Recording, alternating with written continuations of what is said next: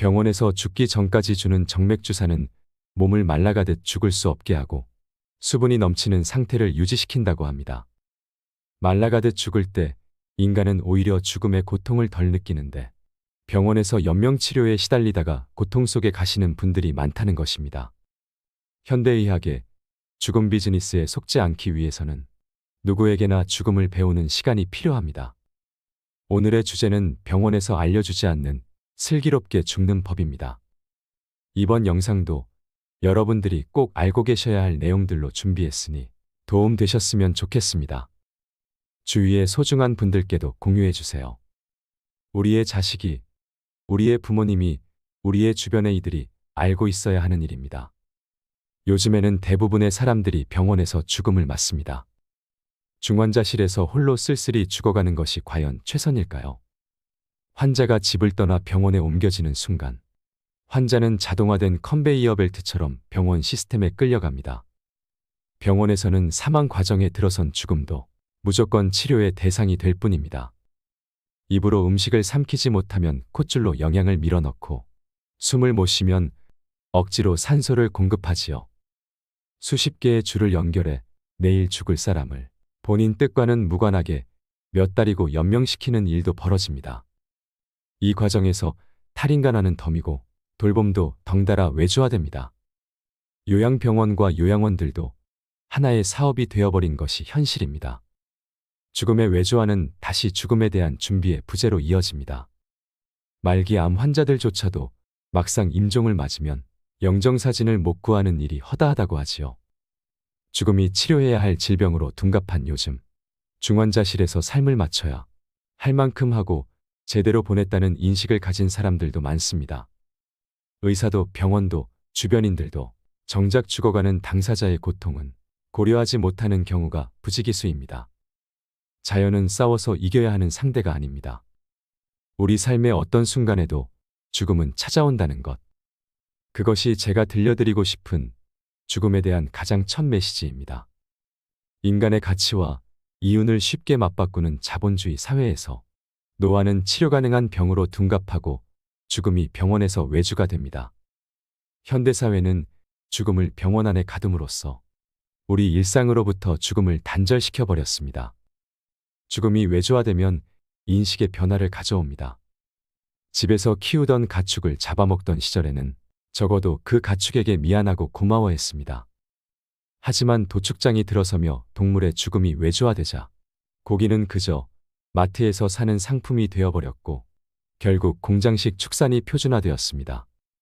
우리는 더는 소와 닭과 돼지를 생명이 아닌 물건 취급하며 얼마나 싸고 맛있느냐로 평가합니다. 죽음이 생활에서 분리되어 외주화되자 죽음은 새로운 비즈니스로 재탄생하게 된 것입니다. 우리가 아는 연골주사는 퇴행성 관절염 환자의 손상된 연골을 치유한다고 잘못 알려져 있는데 기대할 수 있는 효과는 100% 진통 효과뿐이라고 합니다. 그리고 너무 자주 맞으면 관절 손상이나 인대 파열이 진행될 수 있기 때문에 다른 모든 치료와 마찬가지로 오용이나 남용은 금물입니다. 그런데 연골주사를 놓으면서 이런 말을 해주는 의사가 몇이나 있을까요? 그리고 우리가 건강검진을 할 때 찍는 CT 촬영은 몸에 방사선 폭탄을 투여하는 것이나 마찬가지라고 합니다. 그런데 병원에서는 CT를 쉽게 권유하는 경향이 있습니다. 심지어 살아도 산 것이 아닌 상태로 오랜 시간을 버틸 수 있게 하는 현대의료는 죽음에 대한 정의마저 모호하게 만들고 있습니다. 죽음을 준비하지 않으면 죽음보다 더 나쁜 일들이 일어납니다. 바로 병원의 생사 결정권을 넘겨주고 생을 마무리하게 되는 것입니다. 삶을 정리할 시간도 없이 반복해서 병원 신세만 지다가 어느 날 갑자기 죽음을 맞이하고 싶은 사람은 없을 것입니다. 가족들의 얼굴도 알아보지 못하고 몸에 수십 개의 관을 삽입한 채 24시간 울리는 기계음을 들으며 죽어가고 싶은 사람도 없을 것입니다. 그러나 죽음을 외면하면 이런 일은 언제라도 일어날 수 있습니다. 많은 사람들이 맷자리를 보고 수의를 마련하는 것이 죽음을 준비하는 것이라고 착각하는 현실에서 병원의 죽음 비즈니스에 속지 않고 원하는 방식으로 생을 마무리하려면 어떤 준비가 되어 있어야 할까요? 병원은 잠들지 않습니다. 하얗게 불을 밝힌 병동의 밤은 어느 날은 평온하게, 어느 날은 전쟁터와 같이 치열하게 밝아옵니다. 죽음을 말하기 싫어하는 의사와 죽음을 받아들일 수 없는 환자와 가족 사이에 암묵적인 합의하에 중환자실은 환자가 임종을 맞이하기 위한 장소로 급속히 변질되어 가고 있습니다. 한편으로 암묵적인 합의라는 것은 누구도 선택에 대한 부담을 지지 않기 위해 존재하는 것처럼 보이기도 합니다. 갈등의 지점에서 우리는 어떤 선택을 하는가에 대해 생각해 볼 필요가 있습니다. 또 원 없이 큰 병원에서 해볼 것 다 해보고 라는 말은 환자가 만신창이가 되고 가족 또한 피폐해지는 경우가 많은데 왜 생전에는 관심도 없고 잘하지도 못했으면서 죽음에 이르러 이렇게 해야 되는 것일까요? 또 왜 꼭 큰 병원에서 임종을 맞이해야 하는 것일까요? 어차피 위험이 있는 상황이라면 환자나 보호자들은 똑같이 나쁜 결과라도 대형 병원에서 그 결과를 맞이했을 때 의심하지 않고 더 쉽게 승복하는 경향이 있다고 합니다. 의료가 사람이 하는 일이 아닌 첨단 기계와 설비에 달린 일이라는 생각이 팽배하기 때문입니다. 죽을 거란 걸 알면서 아무것도 하지 않은 것은 정말 죽이는 것과 같을까요? 실제로 어떤 환자의 가족은 심폐소생술을 하지 않는 것과 환자가 입원했을 때 중환자실에 입실시키지 않았다는 것을 귀책 사유로 담당일을 엄벌할 것을 주장했는데 법조인들은 법률적으로 유죄가 될 수 있다고 보았습니다. 그렇다면 이유를 막론하고 죽음에 직면하면 인공적으로 연명을 하게 해야 책임을 면한다는 뜻이 됩니다. 그렇지 않으면 범죄자가 되는 것이 우리나라의 뼈아픈 현실입니다. 이는 우리나라 임종 문화의 총체적인 혼란상에서 비롯되는 비극입니다. 그럼에도 불구하고 저는 좋은 의사란 최선을 다할 때와 이제 그만 놓아야 할 때를 분명히 할 줄 알고 가족을 설득할 수 있어야 한다고 믿습니다. 남아있는 벚꽃도 떨어지는 벚꽃도 결국엔 다 지는 벚꽃입니다. 왜 의사들은 죽음 앞에서 거짓말을 할까요? 인공호흡기를 달면 그래도 당장은 좀 편해지실 거야 하는 말은 거짓말입니다. 인공호흡기를 단 상태에서는 자발호흡을 어떤 형태로든 죽여놓지 않으면 제정신으로는 버티기가 힘들기 때문입니다. 여러분, 한번 생각해 보세요. 자연스러운 호흡 리듬에 반하여 기계가 규칙적으로, 그것도 가슴이 터져나갈 듯한 압력으로 강하게 공기를 불어넣는 것이 어떻게 편할 수 있을까요? 인공호흡기를 견뎌내기 위해서는 결국 자발적인 호흡 중추까지 마비되도록 진정제를 투여해서 환자를 깊은 무의식으로 떨어뜨리는 방법밖에는 없습니다. 과거 10년간 중환자실 치료 후 생존율은 향상되지 않았음에도 시술 숫자는 크게 늘어서 2003년 평균 3개의 시술을 받던 환자들이 2023년에는 평균 7개의 시술을 받습니다. 특히 중환자실에 들어간 80대 어르신들의 생존율은 절반이 되질 않습니다. 중환자실에서 사망한 환자의 가족들의 공통적인 푸념은 사랑하는 우리 아버지, 우리 어머니가 주렁주렁 뭘 달고 동여맨 채 돌아가셨다는 말입니다. 이것이 현실입니다. 의료진의 과실이 아니더라도 중환자실은 항생제의 저항성이 높은 극강의 병원균이 우글거리는 곳입니다. 환자들은 침대 위에서 대소변을 보고 형편이 열악한 병원에서는 이에 대한 관리도 잘 되지 않습니다. 그리고 감염과 함께 또 하나 흔한 문제가 선망입니다.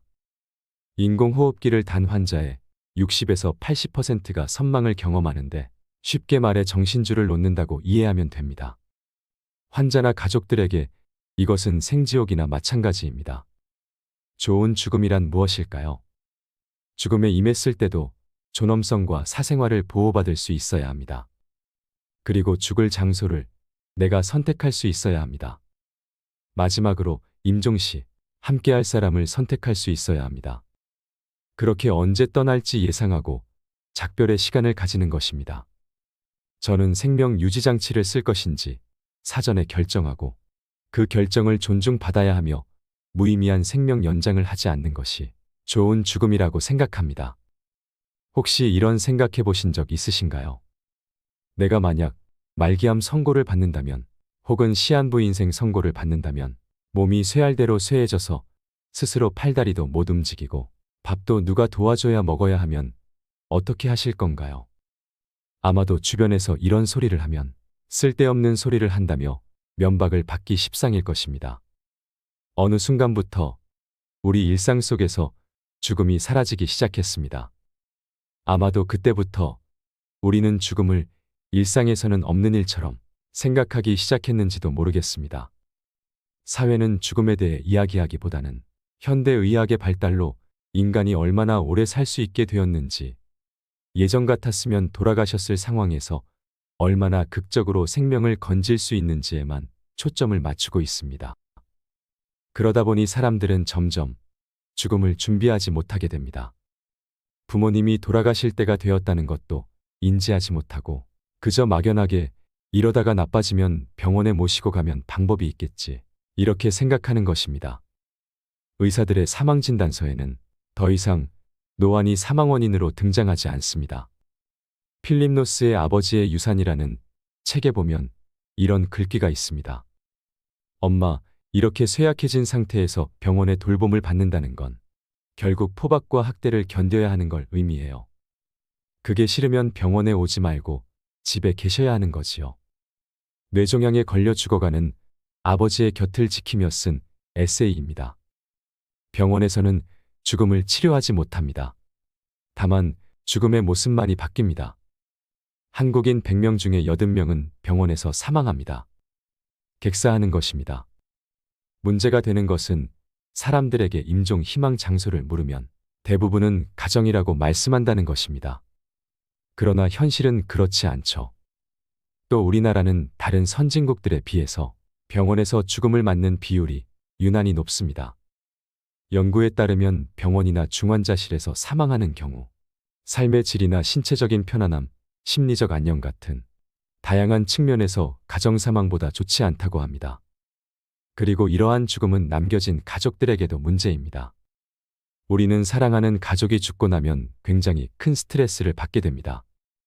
심할 때에는 외상후 스트레스 장애가 발생하는데, 이러한 외상후 스트레스 장애는 가족이 병원 중환자실에서 사망하는 경우가 집에서 사망하는 경우보다 무려 5배나 높습니다. 애도의 기간이 너무나 길어지고 그 과정에서 남겨진 가족들의 정신적인 문제가 생기는 것입니다. 이렇게 여러 가지 지표들이 환자 본인에게나 남겨진 가족에게나 집에서의 사망이 더 낫다는 것을 보여주고 있는데, 왜 우리는 이렇게 죽게 되었을까요? 우리가 태어나서 살다가 어느 시점이 되면 병이 찾아오기 시작을 합니다.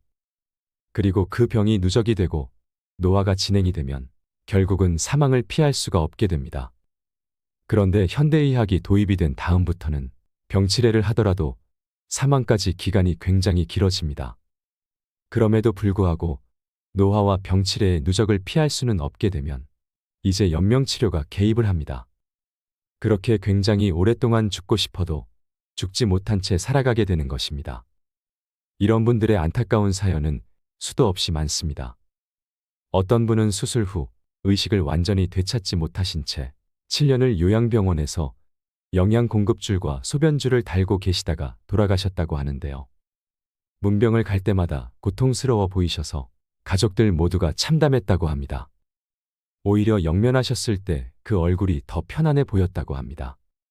또 어떤 분은 넘어지며 머리를 다치셔서 오랫동안 식물인간 상태로 중환자실에 계시다가 돌아가셨는데, 중환자실 병상 위에서 평생 쪽졌던 할머니의 긴 머리카락이 짧게 잘린 것을 본 손자는 아직도 그 장면이 마음 아픈 기억으로 남아있다고 합니다. 죽음이나 노화는 정말 의료적 처치로 되돌려야 하는 질병일까요? 먼저 현대의학에서 말하는 사망의 3단계가 있습니다. 첫 단계는 외출을 못하는 단계입니다. 즉, 누군가의 도움이 없으면 집 바깥을 안전하게 나갈 수 없는 단계가 옵니다. 이 상황을 사회적인 사망의 단계라고 봅니다. 두 번째 단계는 침상을 못 벗어나는 단계인데, 이것은 대소변이 해결이 안 되기 때문에 생물학적 사망이라고도 말합니다. 세 번째 단계는 밥을 못 먹는 단계입니다. 현대의학은 여기에 또 개입을 하고 물리적으로 영양을 공급하면서 삶을 늘립니다. 즉, 영양 주사를 놓는다든지 심하면 위에 구멍을 내서 이 관을 통해서 영양을 공급하지요. 노안으로 천명을 다해 죽는 것은 정말 이룰 수 없는 꿈이 되어버린 걸까요? 슬기롭게 죽음을 준비하는 3가지 방법을 말씀드리겠습니다. 첫 번째는 재산 정리입니다.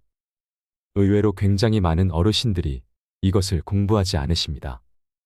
상속이나 세법이 복잡하기도 하고 재산도 많지 않은데 나 죽은 다음에 자식들이 알아서 하겠지 하는 것입니다.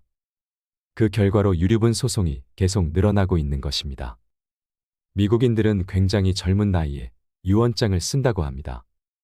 아주 적은 금액이라도 내 재산이라고 할 것이 생겼을 때, 그리고 내가 죽었을 때, 내 뒤에 남겨진 사람이 있을 때면 미리 써두는 것입니다. 어떤 유언을 남길지 생각해 보시고 직접 써서 미리 간직해 두시는 것도 굉장히 중요한 부분이라고 생각합니다. 그렇게 내 삶을 돌이켜보는 시간을 가지시길 바랍니다. 두 번째는 사전연명 의료의향서 작성이 끝이 아니라는 것을 아는 것입니다. 사전연명 의료의향서는 최소한입니다. 만약 내가 사고를 당해서 뇌사 상태가 되거나 할 때 회복 가능성이 없는데 연명 치료를 중단하기에 조금 더 용이한 절차적인 문제입니다. 그러나 몸 상태가 서서히 나빠지는 노안의 경우에는 사전연명 의료의향서가 의미가 없는 경우가 많습니다. 요즘 우리 사회에서 점점 웰다잉에 대한 관심이 높아지고 논의가 이루어지고 있습니다. 그래서 사전연명 의료의향서를 쓰시는 분들도 많죠. 그런데 우리나라에서 사전연명 의료의향서를 작성했던 33만여 명 중 뜻에 따라 생을 마감한 경우는 725명에 불과했다는 사실을 아시나요? 2023년 현재 기준 180만 명이 사전연명 의료의향서를 작성했지만 이 중에서 본인의 뜻에 따라 죽음을 맞이하는 사람은 몇 명이나 될까요? 이 서류 하단에 있는 유의사항을 보면 여기에 기록된 이 결정은 담당 의사와 해당 분야의 전문의 1명 모두가 작성자가 임종 과정에 있는 환자라고 판단하는 경우에만 할 수 있다라고 되어 있습니다. 그런데 임종 과정에 있는 환자라고 판단해주는 의사가 잘 없습니다. 큰 대학병원의 응급실에 가보십시오. 분명히 돌아가실 환자인데 누구도 이분이 임종이라고 말하지 않습니다. 폐렴입니다. 신장이 나쁩니다. 탈수입니다. 이렇게 얘기하지 누구도 임종이라고 얘기를 하지 않습니다. 왜냐하면 바로 그 순간에 있는 문제들만 해결하면 된다고 생각하는 의사들이 많기 때문입니다. 그래서 누구도 이제 그만 이라고 말하는 사람이 없습니다. 의사는 병원에 온 환자의 생명을 살릴 의무가 있기에 모든 수단을 동원합니다. 폐가 기능을 상실하면 인공호흡기를 부착하고 심장이 기능을 못하면 에크모를 연결합니다. 그리고 임종을 앞둔 환자는 중환자실에서 신체의 기능을 확인하고 대신하는 온갖 줄을 주렁주렁 매달고 누워 있습니다. 그리고 시간이 지나면서 신체의 기능은 서서히 저하되고 그렇게 죽음에 이르게 됩니다.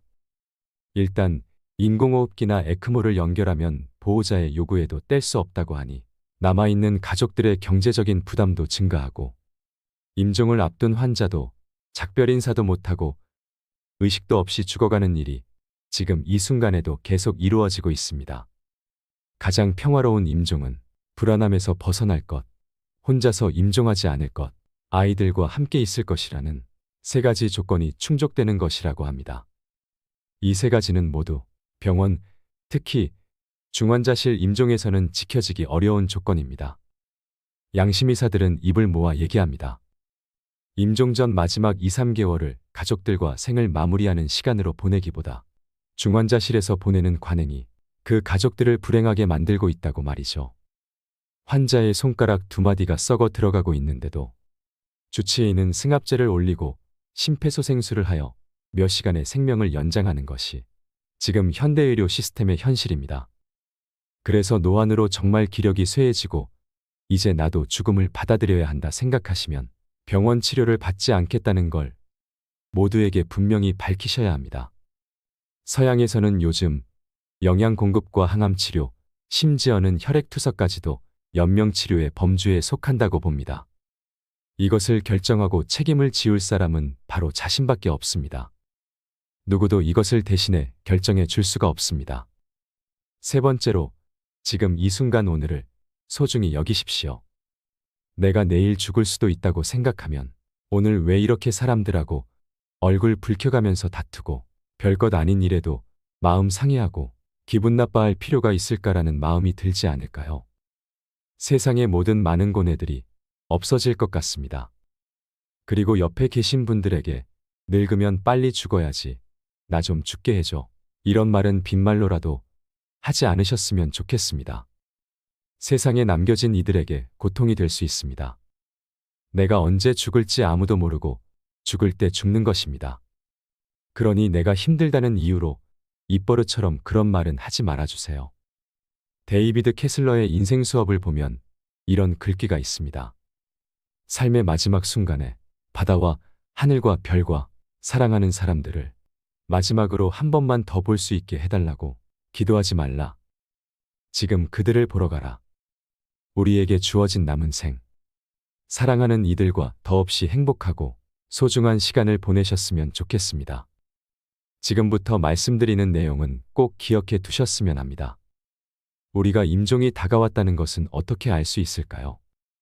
임종 일주일 전에는 의식 변화, 진정, 즉 외부 자극에 대한 반응의 저하, 수축기 혈압 감소와 구강 건조 등의 증상을 보인다고 합니다.